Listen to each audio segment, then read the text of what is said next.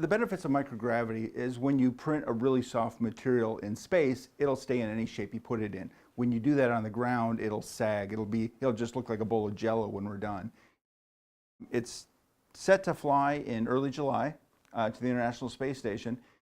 The first thing we hope to get back will probably be mid to late August, where we'll get some of those early tissues back. Rejection is always a huge problem in the organ transplant world. So if I can start with your tissue, I can get rid of 90% of those problems right off the bat. For us, organ printing, that's kind of on the horizon at about the 2025 time point. So, we have a lot of work to go to get there because no one's ever gotten there. So every step we take is a brand new step for the industry.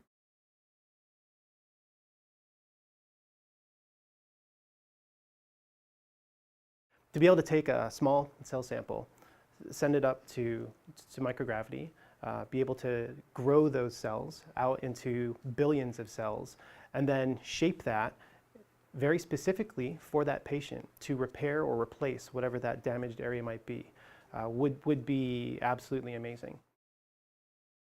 When we get this system to work, it will be a game changer.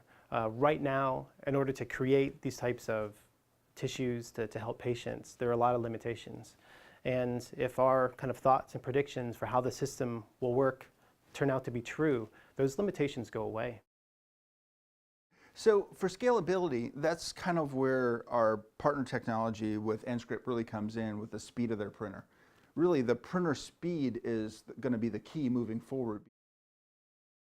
I had the great fortune of working with NScript back when I was in grad school. And if we wanted to create a kind of dependable, robust system to put on the International Space Station, there's nowhere else that we would look.